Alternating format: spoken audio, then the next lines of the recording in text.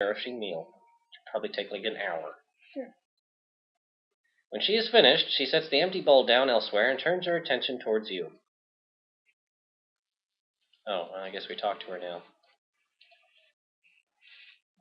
Chatting with Grammy. Aw. What should we call this one? I don't know. Grammy. Gabbing with Grammy. Gavin Grammy. There we go.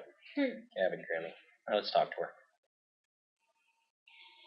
If you would like to speak with me for a while, I would welcome your company. A person should never turn away a visitor, especially when she reaches the twilight of her life. You can't help but feel a sense of finality in the old woman's words. You must have something in return for your kindness. You did not need to risk your safety for an old, worn-out woman like myself. Look under the bed. You should find something to keep you a little warmer on a cold night like this. Oh, okay. You peer under the bed and find a thick black cloak. Lying atop it is a beautiful ruby-encrusted ring. You pick both up with reverence. I cannot possibly take these fine things from you. Oh, please, I want you to have them. Nights in Kolyma are cold, believe me. As for the ring, well, perhaps it is better that I do not have it to remind me. As you wish. Well, let's take a look at these items first. Black cloak would fit a taller man than you. The ring is gold with an enormous red ruby. The word beloved is engraved inside the gold band. Oh. You have a charming young granddaughter. Grandma smiles at you graciously. She is a treasure to me. I would do anything to ensure that no harm comes to her. If I may inquire, what became of her parents? Grandma frowns and her eyes darken for a moment before she forces a melancholy smile to her face. They were lost to us many years ago. I'm afraid dear Possum never really knew her parents. It must have been a daunting task raising a child by yourself, especially at your, At my age, I am certainly not as young as I used to be, and there is no shame in that. I tried to raise her as best I could, keep her safe and well. However, I fear that as of late the reverse has become true. If you please, I was hoping you might tell me of the cloak and the ring's origin. The old woman closes her eyes as if the memory she seeks is painful to her senses. They were my husband's. He was a proud man, the last of his line. His family had been rich, a great deal of old money, you might say. They lived in that castle. You might have seen it to the north. Its location upon this island is evidence of how much they valued their privacy. He was a good man, my husband. He took care of me, certainly. He had his strange habits, most men do, if you will pardon me for saying so. True that. Yeah. I suspect that he practiced magic, though I could never catch him in the act. Haha, magic act, get it? Yeah. Yeah. He would frequently journey afar, taking that black cloak with him wherever he went, to places he would not talk about. He was in the mob! Yep. He said that it represented something important to a certain group of people, and that I was never to mention it to anyone. Don't ask me about my business! But he was always there for me, always, until that fateful night. Uh-oh. Oh, hey. We have been oh, this is still her. Yeah, we had been married just over a year. And then I was heavy with child. We were both out walking in the Weir forest late one night. The air was warm, and in your youth we paid little attention to the world and its many dangers. Because there was a full moon, we could see clearly. Wow, I can't read this fast. A shadow passed over us. We looked up, thinking it might have been a stray cloud. It was not. Descending upon us like a demon was the largest, most hideous bat I had ever seen. Its fangs were bared and it dove straight for me. I must have screamed. My husband flung himself in front of me to protect me. He swung his arms about frantically in hopes of warding the horrid thing away. Perhaps he was trying to cast a spell, but could not recall how, in his panic, it paid him no heed and would not be deterred. It swooped again and again, relentlessly. At one point, my husband's hand must have clipped the bat's wing, because it lost control and crashed into his shoulder. He tried to wrest the foul creature away, but then he shrieked suddenly. The horrid thing had bitten him.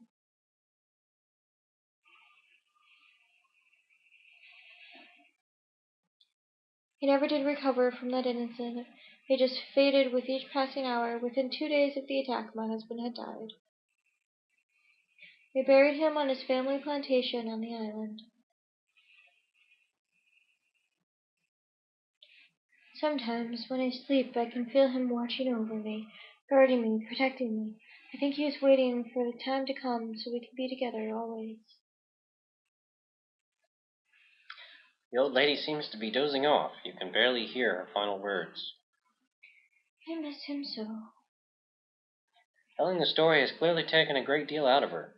You watch the old woman a moment and notice her labored breathing as she sleeps. Despite the little girl's tireless daily efforts, perhaps there's nothing more to be done. That's so sad. Yeah. But she'll probably win an Oscar for it. I mean, that's really how you win an Oscar. You just be depressing as hell, really. I guess so. And be convincing about it. I don't really watch those. Yeah. Meanwhile... Sister Hagatha, my dear. Oh, no, this is someone else. The king has arrived in Kolyma, father. That is not what I meant. Yes, well, he appears to be quite resourceful. It seems his reputation was not totally exaggerated. He's still alive? For now, but that will change soon, I think. The king has discovered that one of the gems he seeks is in the possession of a colleague of ours. Do you remember Caldor? Yes. Is he still trustworthy? Totally. Still sharp, and there's no questioning his loyalty. My humblest apologies, father, but would it not have been simpler for you to have dealt with Graham personally? Fool! Imagine the ensuing chaos were Daventry's king murdered in his own land. How then would I be able to search for the item? I see. Failure is not an option. Understood, father. Keep me informed, preferably of good King Graham's death. Ho ho ho! The plot thickens. That's such a good evil witch voice. Thank you, darling. I can't pull that off as well. You can't do shrieky old? No, I'm not good at cackly.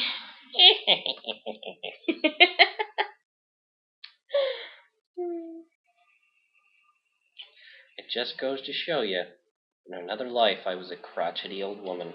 It's true. Alright, well this seems like a good time to save. Plot exposition much? Aww. Yeah, you can't type that much. They don't give you enough room to have catchy titles. Curses, character limit.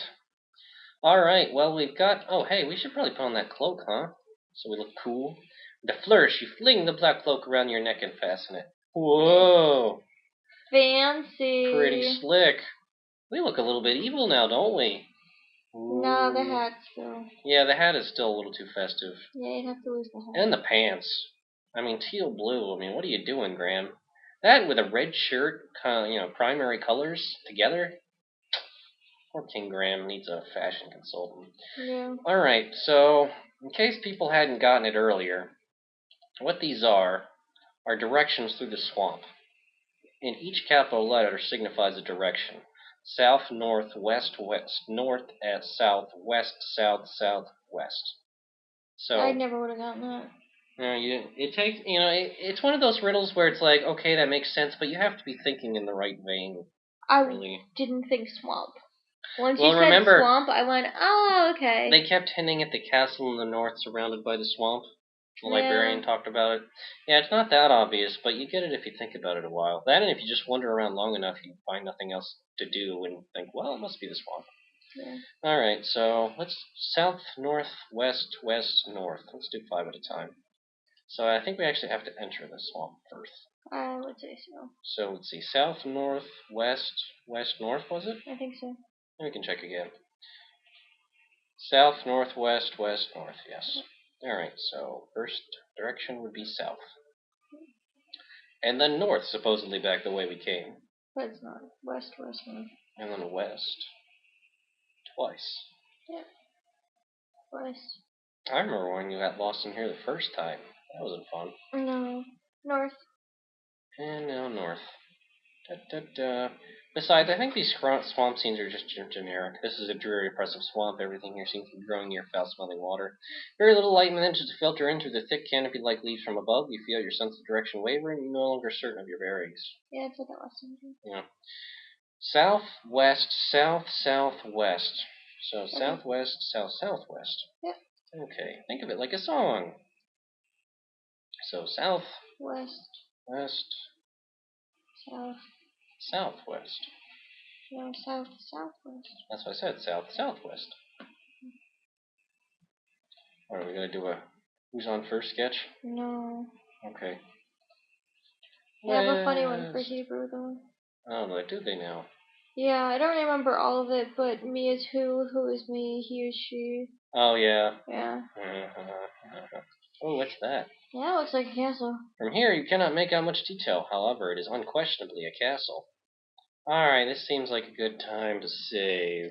Castle. Eerie swamps. That looks fun. Castle time. Oh, we're in a swamp. Turn on the caps lock. Uh-oh. What the heck is that? The shrouded ghoul looks very frightening. His hands are little more than claws, and his face is nearly completely hidden inside the hood of the shroud. He's standing in a small boat. Looks like death. Or Chiron, which is in the Greek myth, the keepers that take you across the river Styx. The castle looks cold and forbidding. I think it's Chiron anyway. Anyway, several sinister towers rise from it like jagged rocks. Beyond that, it's difficult to see any details from here. You wonder if this place is still home to anyone or anything. Dark water looks foul, and it reeks of something even fouler. You strongly suspect that it may be tainted by poison. I wonder why on earth she had to leave the castle. If her husband was dead, she technically should have inherited it. Maybe it's like in the olden times where females could not inherit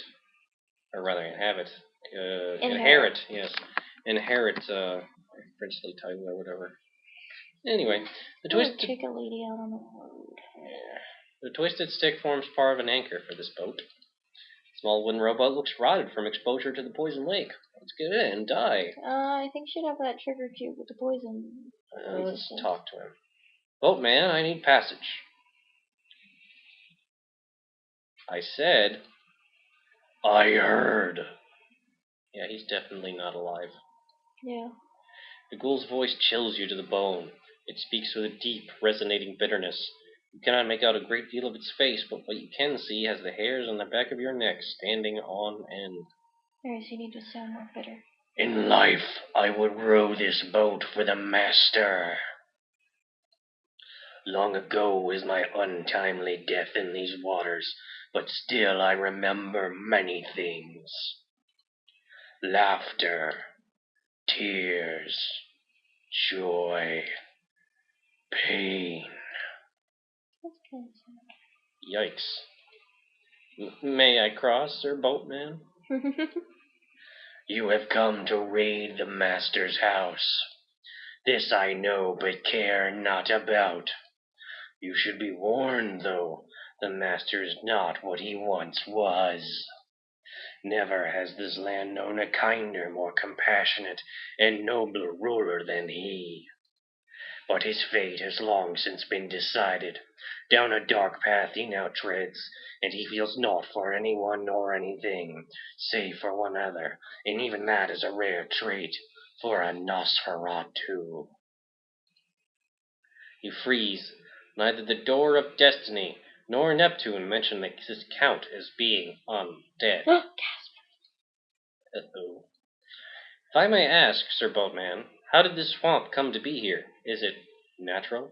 Doubt it. No.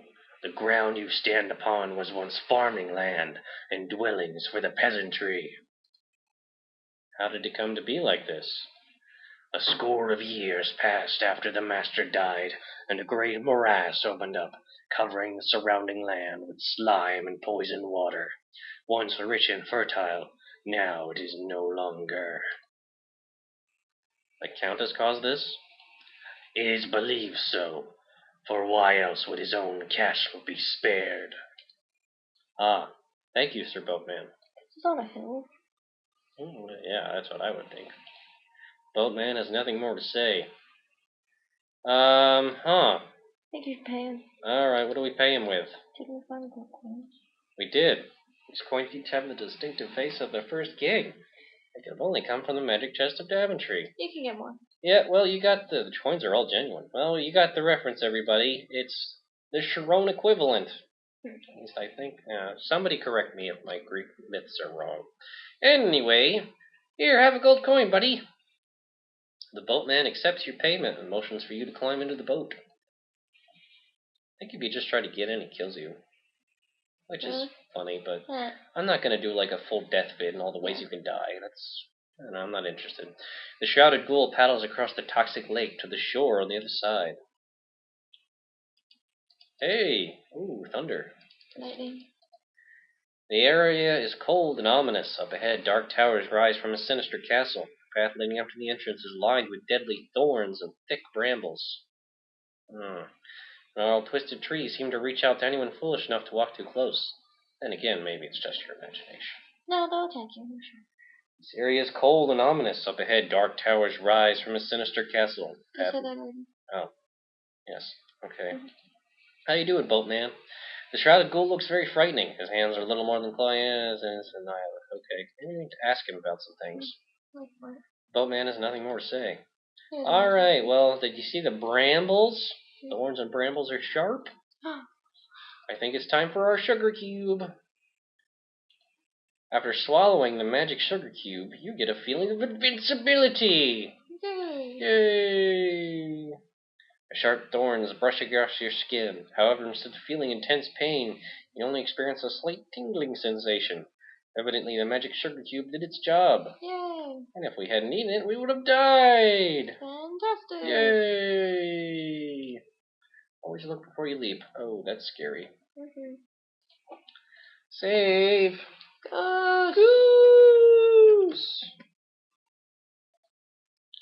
So let's take a look. The ghosts waver as if being